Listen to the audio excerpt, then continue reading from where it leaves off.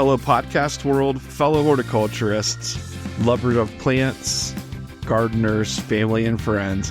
Welcome to Shrubby Buddies, the podcast, friends with woodies for garden goodies. I'm host Matt Guthrie. And I'm host Tim Fleischer. Coming at you from Central Ohio, Zone 6B. We're just a couple of public horticulturists and certified arborists with experience in education, landscape design, gardening, retail, and wholesale. So grab a drink, polish your pruners, dust off that kneeling pad, and let's get down to business.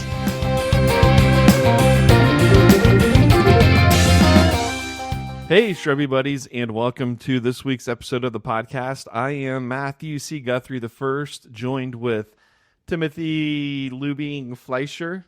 Timmy Luber, how are you? Lubing. Hey, Matt. Good to see you, bub. Better to see you.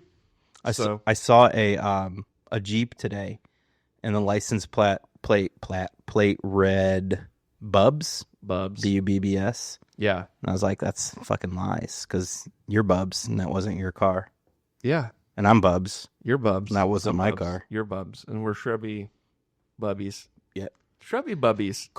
Call us whatever you want. Just don't call us late for dinner. Or Scrubby Buddies, as some people like to say. Yeah. Jackasses. Yeah. People, you know what? It's just jealousy. Yep. From people who don't have their own cool podcast that want to just make up funny names for us. Ooh, it's the Scrubby Buddies. So, anyways, Timmy, what's been going on with you?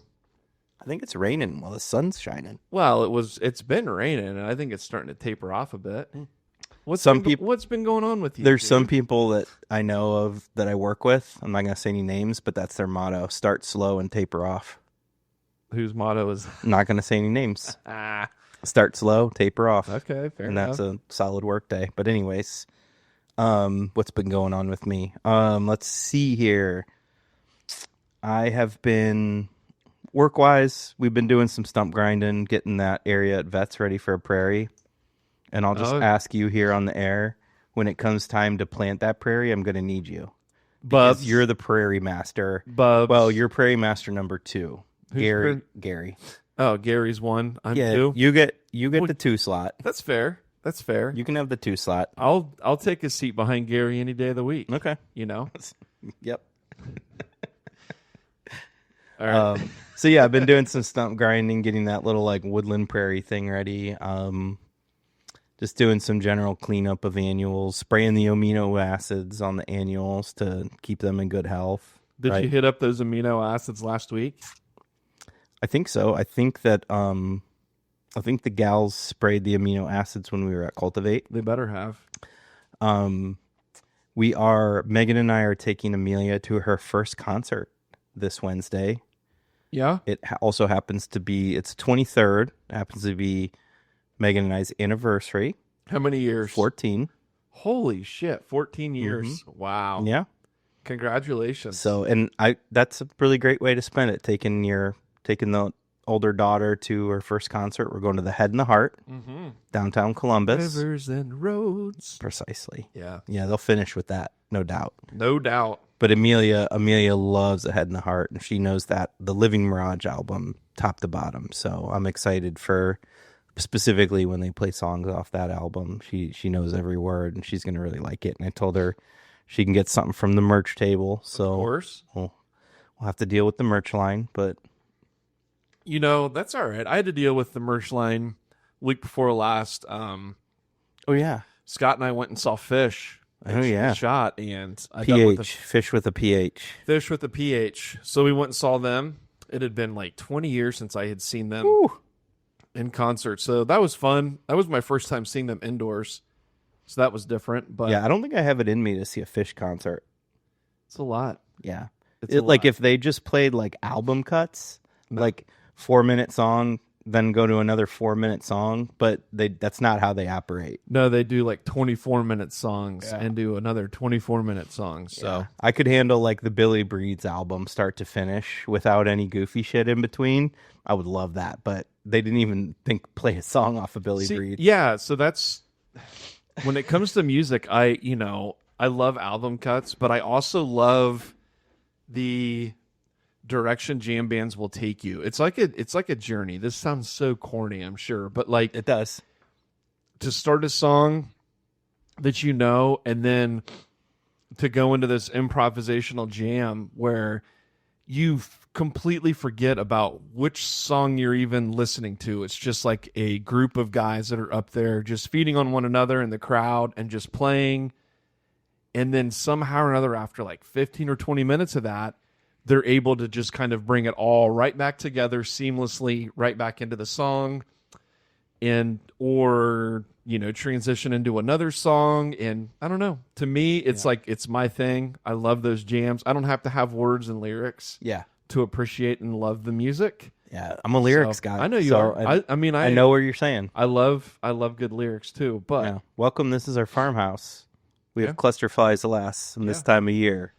Trey's got some good lyrics. Yeah, I know it. So we did Fish, and we had to cancel that one episode because my freaking AC went out in my house, and it was steering like a 19,000 degree hot spell. It was humid as shit and super hot, and we're not doing this without AC.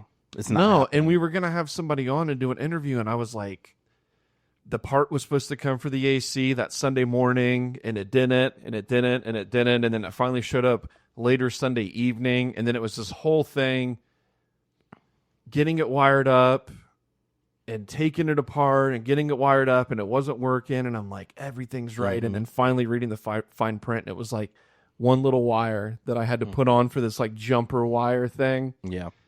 Got it by like 9:30 p.m. Got that put on, AC fired up. It was like 85, 86 degrees in our living room with humidity of 73%. So sounds like hell.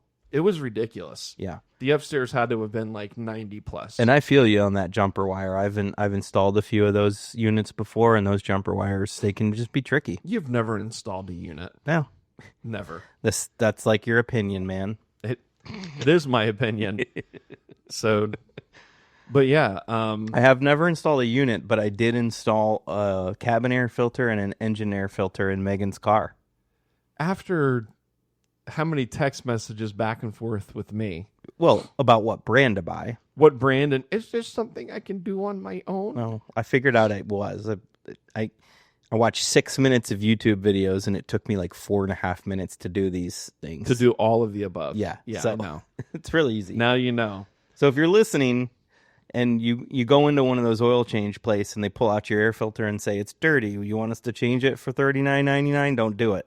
Just do it yourself. Because the thing will cost you like $11 and it literally takes 2 minutes. Yeah.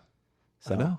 That's why I work. Anyways. That's why I work on vehicles myself. Yeah, you do. Well, jack of all trades. So other than that, at work, been getting ready for the Dublin Irish Festival. For any listeners that are unaware, the municipality that we work at puts on, I think it's like the nation's largest or second largest Irish festival. And we work for the city of Dublin, Ohio. Mm-hmm. So the Dublin Irish Festival will have, I don't know, roughly 115,000 people through Kaufman Park, which happens to be one of the areas I'm responsible for. So, a lot of, bless you, or something. It was a cough, but you can call it whatever you want. Yeah, just don't call it late for dinner. Mm-hmm. But yeah, so I've been getting ready for that. And that's about it. You've been trimming a lot of tips off of branches because you don't want the tips of the branches to tickle the tents. Doing a little tip prunes and some cutbacks and some weeding and pruning and some tree removals and blah blah blah blah blah. But it's a fun weekend because, I mean, from an employee standpoint, you and I, we work the festival from like straight on through from the moment it opens to closes for 3 days, and I mean, I have a lot of fun doing what I do, and I know you like what you do. So yeah, it's good OT. Yeah, it's great overtime. Great overtime. So I wish we were in a job though where we didn't have to like worry about overtime. We just made enough money to where it was just like we didn't have to worry about overtime. Someday, bub, it's coming. Wait, just probably when we get into our 50s. Come on, we need a billionaire that listens to Shrubby Buddies to pony up some of those billions and sponsor us and I don't know, help us go at this full time. We're not a one-trick pony. We can do a lot of stuff. can we ever? Yeah. Speaking of that, Yeah. we aren't a one-trick pony, and we did Cultivate 2025 in Columbus, Ohio last week. If you listened to last week's episode, we interviewed some great people. Excuse you. Tim tooted. Hey, I mean, it took till mid-July or late July to get the first toot. So Yeah, there you go, Megan. Yeah, there you go, Megan. I was literally going to say that. So we're at Cultivate 2025. We did the interviews last weekend. That was a lot of fun. Made some new friends. Caught up with some old friends. We certainly did meet some new friends. If you listen to I hope you listened to last week's episode. We had a lot of fun with that. That was very different than any episode we've ever done. Yeah. And because that involved these little segments where we did interviews and then walked to the next person we were going to interview. So Matt had to do some editing on that. We typically don't have that splicing thing, but we also just talked to some really great people. Like Matt said, people, good friends, current friends, and then new friends. Mm-hmm. So it was a lot of fun. Yeah. So, but at Cultivate, we got to, I mean, it wasn't just about the interviews that we did, but Tim and I on that Monday, Tim and I presented, we did an hour-long talk on Survivor Perennials coming out of the drought from 2024, which is kind of funny because here we are talking about the drought of 2024, and we're in probably one of the wetter summers that Ohio's seen. I think we're right now 5 or 6 inches above normal. And that morning of our talk, it rained a lot. Yeah. So it was kind of funny, but the room was packed, and I think it was more, I mean, we talked about the drought, but it wasn't just about the drought. It was just about tough perennials that that would fit different situations: hot, dry, road salt, just compaction, just tough. We talked about perennials. Specific plants that we liked for tough situations, and then I like how you just waved at your dog. Yeah. Are you going to wave back? I nest. No. But then like how we can put these things together in a plant community and some of these difficult areas like parking lot islands. And I enjoyed doing it. I had a lot of fun with it. I did too. We had a really good crowd that was in there. It was our first time really presenting to a crowd of that size, and probably a crowd of people that are really involved in the horticulture industry. We've talked to larger crowds of master gardeners and things like that. But I mean, nothing against the master gardeners or any of those hobby gardeners and things, but these are people that are making a career in the horticulture industry that we were talking to. So yeah, these more critical ears, I would assume. Absolutely more critical ears. Yeah. So that was a lot of fun for us. The nerves are definitely high. But I run off those nerves. That helps me. Yeah. That helps me kind of loosen up at the end of the day. And I was kind of in the zone. I didn't realize it, but afterwards, a number of people just told us how much they laughed. Yeah. How like certain parts just made them laugh. And yeah, I think people had fun with it for sure. Yeah. And learned some stuff. We had a little bit of constructive criticism, which I think you took it a little bit harder than I did. Maybe I appreciate constructive criticism. Maybe because it allows you to grow. I think the construction criticism we received was something like it was fantastic. Your passion came through. Just need to polish it up a bit. The polishing part. But I guess I agree, but I also don't agree that it's a huge problem because that's not our shtick. No, we're not. We're not polished people. We're not the professor representing the university or the scientist representing, a hort institution. We're just kind of goofballs, so it's going to be a little unpolished. I don't think we're ever going to be. Good point. I polished. never thought of it that way. Yeah, we're just kind of blue collar workers, boots on the ground kind of guys. Yeah, and we're funny. Hands dirty.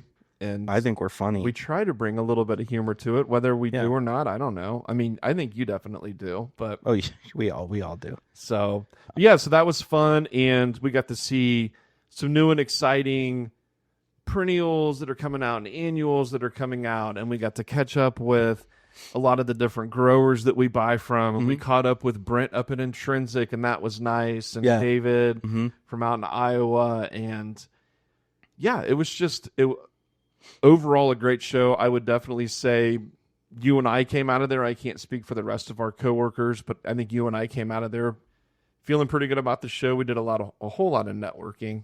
Yeah, I could have used another day. 100%. you know. Because we didn't even make it through the trade show. We were just talking to everybody, and but for me, the interview part, I loved the interview with JC at CPro. Yeah, again, Dude's if you listened, JC, I can't wait to talk to him more extensively next year. That's going to be a lot of fun. A riot. Yeah. Could you imagine getting a drink or two in that guy? I know it. And I will say, too, that I think we talked about this, you and I, but for the listeners, there are no Malaysian restaurants in Columbus. None? None. There's Chinese restaurants that might have a little Malaysian flair, but there's nothing that's categorized as a Malaysian restaurant. But did Kyle tell you what he was going to do? No. So you know Kim with an H? Yeah. That drinks at Rafters with him? Mm-hmm. Her and her husband own a Chinese restaurant, but they're Malaysian. And she said that the dish we talked about, rendang, she makes it, and she only makes it for family because it's a very involved dish.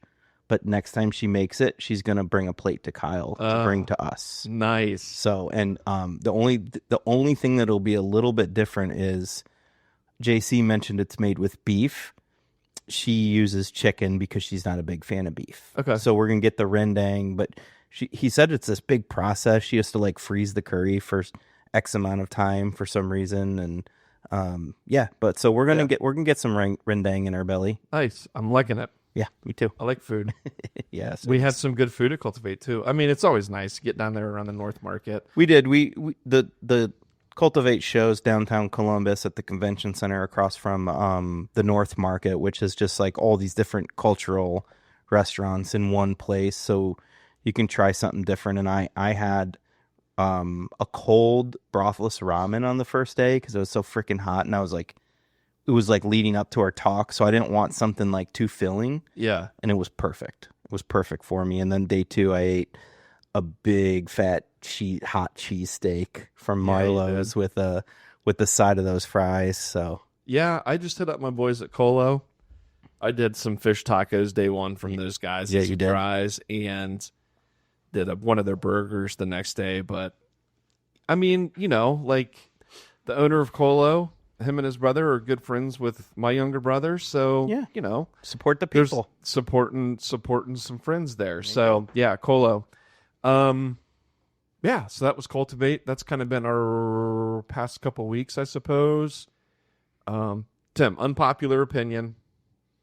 What? I do not like bananas. Whoa, that's out of left field. It is out of left field.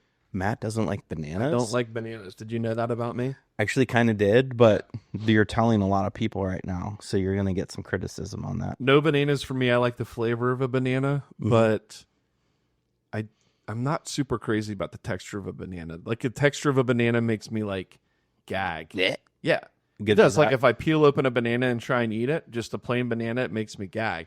Banana cream pie I can do, banana flavored candy, like a banana shake, anything like that.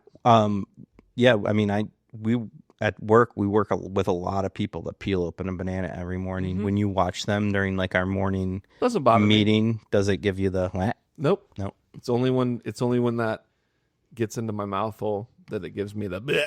Matt doesn't like bananas in his mouth hole. No. Since you're talking about unpopular opinions about food, I don't like ranch. Ranch gives me the bleh. Ranch dressing? Ranch. Just white ranch. Like it seems like here in the Midwest, everybody dips everything in ranch. Yeah. Like you got carrot, dip it in ranch. You got French fries, dip it in ranch. Pizza, why not ranch? I mean, I don't do pizza and ranch, but I but a lot of people do. You know who's got some good ranch? I mean, you wouldn't. No, I wouldn't. BW3s has some good ranch. Do they? Yeah. Hell yeah, they do. I wouldn't know, but what's funny is I love my favorite snack in the whole world. Maybe like a top 3 favorite food of mine are Cool Ranch Doritos. Totally different though. But yeah, everyone tells me like that. I understand that because those don't taste like ranch. No, they don't taste like ranch. They taste delicious though. But yeah, do you like my spicy pretzels? Those are made with ranch dry seasoning. I do, but I think once you get that creamy white, it's the creamy. Yeah, the creamy white part gets me all sliding down out of sorts. Yeah, I gotcha. Yeah. Anything else that you find unpopular? Any more unpopular opinion of yours? Oh, unpopular opinion of mine would be probably like I don't really like this new aged country music that everybody seems to like. It's funny because I'm growing up like in hillbilly land out here in Marysville, and like that's all everyone cares about. It's like all I don't even know Morgan Wallen and Luke Bryan and all these whoever. Yeah. I don't even know half of them. Like I'm trying to think, and all I can think about. So the country that You're I more like, of a George Strait guy? dude, I can get behind some George Strait and some more old Garth Brooks, or maybe a little old Alan Jackson, like stuff from the '80s and '90s. I can get behind bluegrass. Bluegrass, I've always loved bluegrass. Love bluegrass to this day, and I can get behind some of that like more Appalachian-y type country or outlaw type country, like the Sturgill Simpsons and the Tyler Childers or that indie kind of country. But like this new pop shit, not for me. And I don't know. Maybe that's not a super unpopular opinion, but for where I'm at, it's a pretty unpopular opinion. Yeah. So. Okay. I see that. I mean, a lot of the country music I hear that's new today is just like pop radio music with a twang to it. Yeah. Whereas I see what you're saying, some of the older stuff or some of the more indie stuff just feels more real. Yep. I don't know. Yeah. I like me a little Casey Musgraves. Yeah, you do. So, yeah. What's one for you? I got it. Oh, I got to give you another. I don't know. Give me something.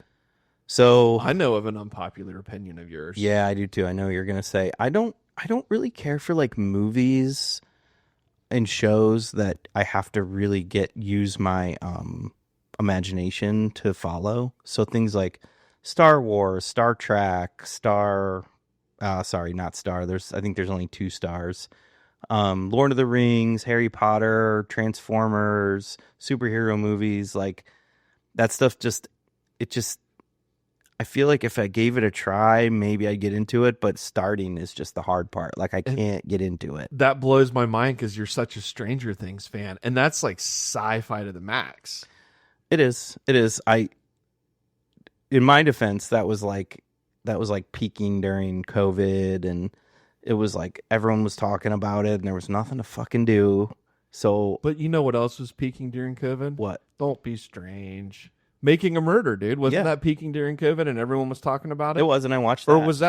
Or was that Lion King or Tiger King? Maybe, but that was like real life shit. That stuff happened. So my brain just doesn't work that way. Okay. And everyone's like, you've never seen Star Wars or you've never read Harry Potter or blah, blah, blah. And I'm like, no, I'm not interested in it. I've never done any Harry Potter. I've done the Star Wars stuff.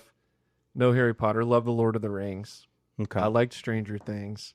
But I mean, let's get down to brass tacks here, dude. When it comes to movies, there's only like 3 movies you actually do like. There's probably like 5. There's maybe 5. I'm going to list you 5 movies that I know you like. You tell me the movies you think I like, and I'll see if you've missed any. Speed.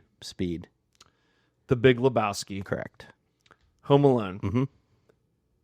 The Sandlot. Nope, that's not one of my top 5. Little Giants. Nope.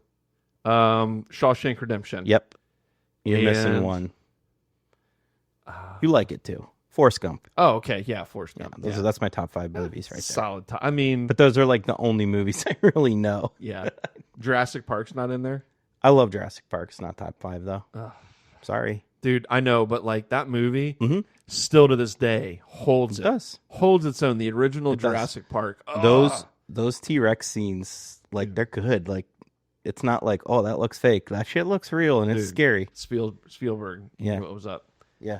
So we have these unpopular opinions, but there's one unpopular opinion that we together as the Shrubby Buddies share, and that's that we hate summer. Summer sucks. Me and you, if there's I hope that came through on the audio. It's just that's how I feel about summer.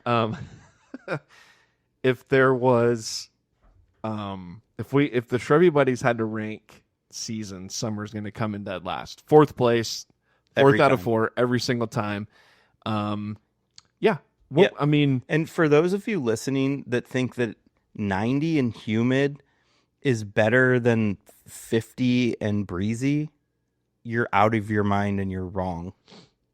I'm on this platform. I can say it. Yeah. What are you going to do? Talk back to me? Dude, not you, but them. Yeah. They ain't got nothing to say. No, it goes fall. Close second is spring. Distant third is winter. And then distant AF fourth is summer. It's not even close. It's the exact same for okay, me. cool. Hey, Same here, thing. let's get the fist bump in All the audio. All right. How do we do that? Just Boink. did you hear that? Got it. Yeah. Yeah. So the summer sucks. As gardeners, as horticulturists, we hate it because we have to spend so much of our time out in it. But, with this time of the year, what do we do as gardeners when it's 90, 95 and humid? And I mean, we're getting some rains now, but, when it's dry, like what can you do as a gardener? What can you do? What can you do as a gardener come that midsummer? So we're coming at you here with a few things to think about as we move into these dog days of summer in August and September. I know we've already been in summer for a little while, but August is probably the worst month of all of them. Mm-hmm. It is. I would argue, and then July, and then probably September. But yeah, my apologies if your birthday's in August. Yeah, I'm talking just August. My younger brother's birthday's in August, so my nephew's birthday's in August. But sorry, Chris. Yeah. So just from a horticulture standpoint, summer sucks. Yeah, and you said what kinds of things could you do? Well, you could sit in the AC and watch Jurassic Park. That sounds like fun. But there's probably things that you have to do. Yeah, there's things that need to be done in the garden all the time, right? So some things you could think about doing would be hand weeding. So we say hand weeding because we don't want to use herbicides for a lot of different reasons. But one, I mean, although I do use herbicides, and we use herbicides at our full-time job, but herbicides don't tend to work very well when it's 85, 90, 95, 100. Well, they may work well, but they may work too well on some unintended that, but also plants kind of shut down too. That's true. And when those plants completely shut down and they start to go dormant when it's super hot out, they just aren't the herbicide's not working as effectively. And the other thing you got to worry about too is if it's super humid and it's super hot, if you get that evaporation of the herbicide, it can actually get into the air. And yeah, if the Roundup evaporates off of the surface of the leaves before the plant gets a chance to absorb it, yeah, it will just go airborne and get on things near it. And a lot of plants will be fine, but there's a lot, I know evergreens are super sensitive to herbicide damage in that sense. So. Yeah, absolutely. So hand weeding, if you can wait, maybe after a nice little summer rain, like what we've been having so here. They pull out nicely. Yeah, the weeds pull out nice and easy. And maybe while you're in there hand weeding, you're noticing oh, shit, I forgot to cut back the salvia. Mm-hmm. Now's a good time to get in there and prune out some of that salvia, deadhead the salvia. Salvia is a great example of something that could be, the flowers are done and they've, they're starting to maybe flop over. Mm-hmm. Great time to just give them a shear back to the next, nicest looking set of leaves. Yep. And give it a little rejuve, and it might even push out a couple bonus flowers for you. Yeah, for sure. A lot of these cultivars will do that.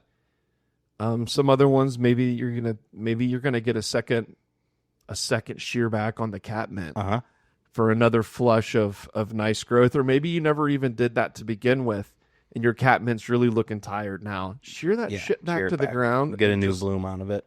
Let it rejuvenate, and even if you don't get the second blooms, at least you're getting a nice fresh flush of foliage. Dianthus is another one that looks goofy as hell if you don't give it a good cut back, and now would be a great time to do that. Yeah.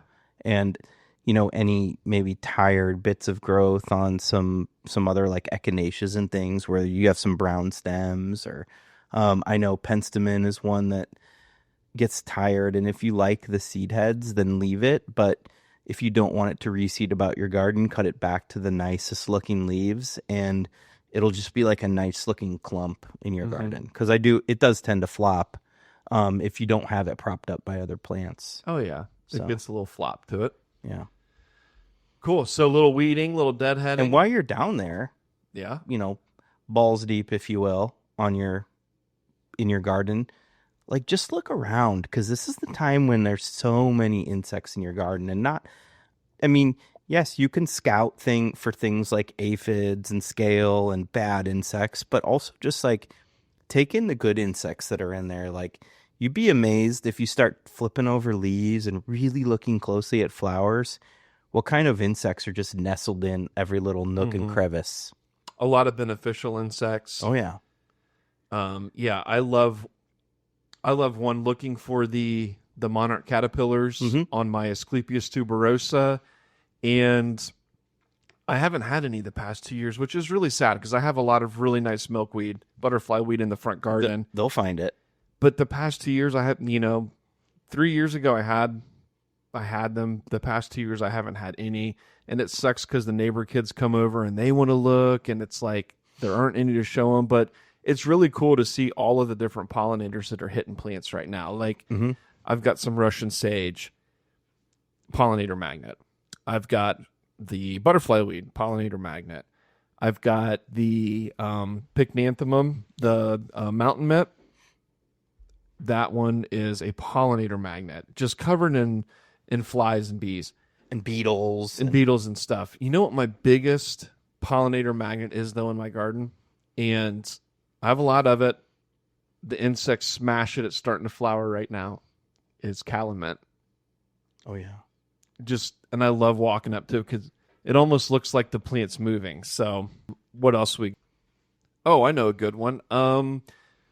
We could look at the garden and start planning for fall or possibly next spring editing, Oh yeah. So we've weeded, we've deadheaded, we've kind of checked out the cool insects, the flies, the bees, the Beetles. beetles, whatever you got crawling around or buzzing around in there. So maybe just take a step back and look at your garden and say, hey, there's a little hole here that I need to fill, or I've got too much of this over here that I should probably get rid of some of that, or I think it would be nice to remove this and add a little pop of that in here. So now's a good time to be planning for that kind of stuff because right now your garden's at pretty peak maturity. Like the plants are grown to their full, size, not potential, because some have yet to flower, some have yet to, produce the fall color they may produce, but full potential size-wise. So you can really see where you have gaps in the garden now.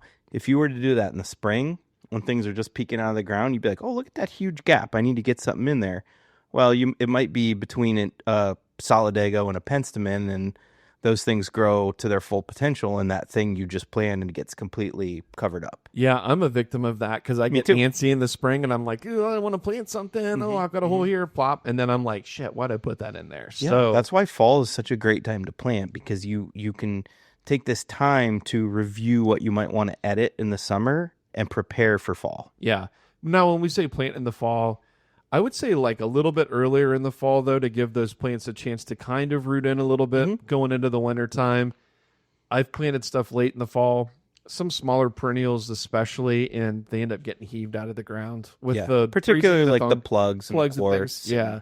They just kind of get heaved up out of the ground. So that's something to think about. But yeah, editing, that's what's great about gardening is it's not one of those things that's just like you plant it and that's it forever. Like, as gardeners, as horticulturists, we should always be looking at our gardens as an opportunity to kind of like recreate and edit and just have it always be changing and kind of evolving. And it doesn't just need to sit and be this just one palette of plants and then that's it. It can always be changing. And that's something that I always remember from working at the garden center. I'm sure you've gotten it a lot. The customer that comes in and just says, I want the no maintenance stuff. Like, I just want to set it and forget it. And that's not gardening at that point. No. You're not gardening. You're not enjoying it like it should be enjoyed, because everything needs cut back at some point or pruned. There's things that maybe need moved around or pulled out. And, low maintenance is one thing, but no maintenance, just not really. Yeah, no maintenance is never going to be a thing, but especially if you want a beautiful, thriving garden. But I think that no maintenance would be the complete opposite of probably what people are thinking. So with my perennial gardens, yeah, I mean, you and I would be like at the more extreme end of it because we are always in there like digging around and editing, and I don't really consider that to be maintenance necessarily. And maybe that's not something that gets done every year. It's something that I do every year. I move things around and pull things out every year just because I like the change. But when you have these shrubs that are placed like 3 and 4 foot on center with 10 cubic yards of mulch around them, there's a lot of maintenance with that because you just are leaving tons of room for weeds. And then when those shrubs just aren't growing how you like them, you're in there pruning them. I love the way you said that. I never really thought about it that way. But when you plant these, like my garden right now, like my garden to mulch the whole entire thing across the front of my home, and I have a pretty decent sized house, with big flower beds out front, takes like maybe 10 to 15 1.5 cubic foot bags to do the whole thing. Those are the small bags. The small bags to do the whole thing because I have so many plants. And guess what? I don't have a lot of weed growth. Like maybe the occasional weed here or there that I noticed, but 99% of the population would walk by and wouldn't see that that oddball grass like poa that's growing up through my sussel area. Yeah. They would say, oh, that's just all grass. I see it, but not everybody will. So what you're saying in a nutshell is when you plant kind of like polka dots across the landscape, you have a ton of maintenance because you need to put down probably 4 times that in mulch. The mulch. And then you're constantly pulling weeds because there's nothing there to suppress the weeds plant-wise. Constantly pulling weeds. And then the people that want these boxwoods 4 or 5 foot on center dotted across the front of their house, with like a foot or two of space between them. And they want them sheared off. They want them sheared to be perfectly matching one another. Which you have to do constantly. Constantly. I have boxwoods in my garden that were there. I have 6 of them that backdrop everything up against the front porch here. Guess what? They've never been sheared. Mm-hmm. Never been sheared. I just let them grow the way they want to grow. And I don't know. I'm happy with it. And no one's ever looked at it and said, man, your boxwoods could use this shearing. No one's noticing that. No. And the other thing is that just popped into my mind since you said all that is when you've got kind of a sterile garden with some boxwoods and a river birch and some daylilies, you're not inviting any much for the beneficials in. So you may have, a higher propensity to get diseases on your plants, which is then going to be a lot of maintenance because you're not bringing in all these wonderful bugs we just talked about that are taking care of the problems. Yeah. So I'm bringing the bugs in. Oh, yeah, you are. Not the monarchs, though. No, and not the crabs. All right, so editing. And you touched on mulching there, too, and we'll just touch on that. Like, this is a good time if you were holding off on the mulching to see, like, what actually needs mulch, just to kind of help things pop and to help with some, like, water retention. But if you waited till now to mulch, you're using a whole lot less mulch, right? Oh, yeah. So now would be a good time to maybe mulch in some of those little pockets. Yeah, and when you wait until now to mulch, too, you're probably not putting the mulch right up against the crown of the plant, right, if you will. Right. If you do it, you're probably mulching right up. Most people are probably just mulching right up to the edge of the leaves. I'll pick the leaves of the plant up and kind of mulch underneath it a little bit. I'm only mulching like once every few years, and then it's not a real heavy coat of mulch just because I don't feel like I need a ton of mulch. But yeah, now would be a good time to mulch. Something else that just popped up into my head. I was trying to think of some other things, and it's a real quick one, but that would be like now's a good time if you're a houseplant person and you leave your houseplants inside. Like these warm, humid days with these like late afternoon showers and thunderstorms are fantastic for those plants. Maybe they need watered. You don't have to water them in your house. Pull your houseplants out, unless you've got 20,000 houseplants. But if you have a reasonable number, just pulling them out and put them on your patio or on your deck and letting them get some of that summer rain just to kind of wash the dust, the house funk off of them.